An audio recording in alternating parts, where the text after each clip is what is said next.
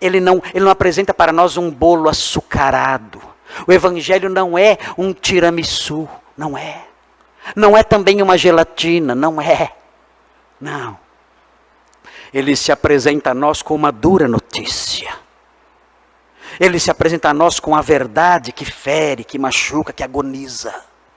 Ele se apresenta a nós com a verdade que nos aterroriza, nos assusta, nos deixa desesperados. E que nos mostra que a única solução é nos lançarmos desesperados, aterrorizados aos pés da cruz, dizendo: socorro!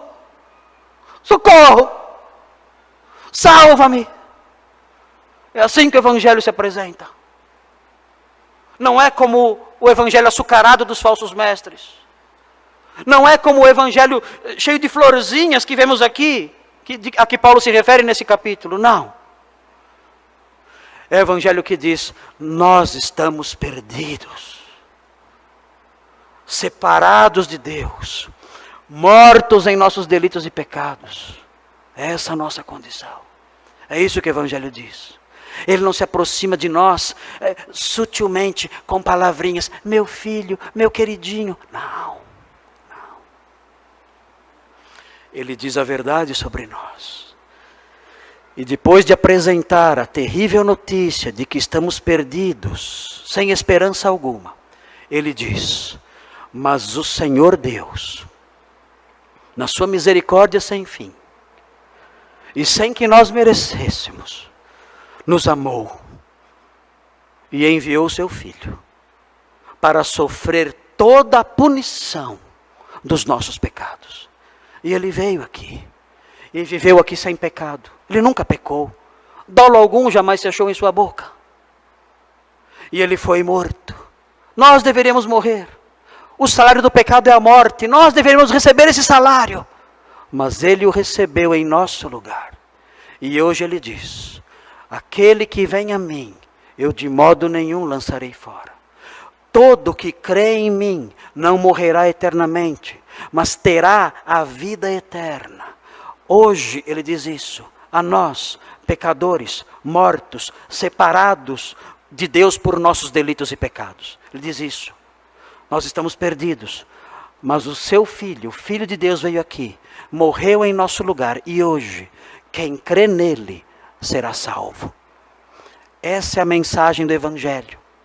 Não tem bajulação, não tem palavras suaves de bajulação, não. Mostra a realidade. E todo aquele que ouve essa realidade, e ouvindo essa realidade, percebe a verdade que há nela, e tangido pelo Espírito Santo, por meio dessas verdades, se prostra aos pés da cruz, e clama: Senhor, salva-me, ele salvará. E é essa mensagem, queridos, que temos que pregar. Não deem ouvidos aos falsos mestres, com suas bajulações, suas promessas vazias, seu evangelho açucarado. Não acreditem nessas coisas. Ouçam o evangelho genuíno, que fere, mas que mostra o remédio para essa ferida, que assusta, que deixa o coração em pânico, mas depois o apazigua dizendo: quem crer, no entanto, será salvo. É esse o evangelho que nós cremos, é esse o evangelho que pregamos, e é esse o evangelho que você, que ainda não é crente, deve abraçar. Você crê nesse evangelho?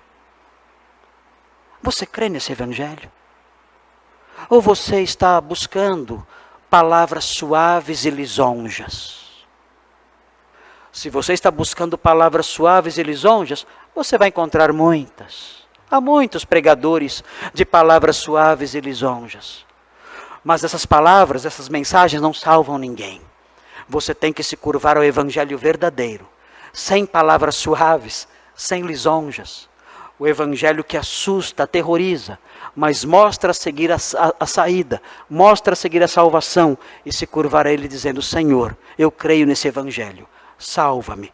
Ele ouvirá e salvará, e fará de você uma nova criatura.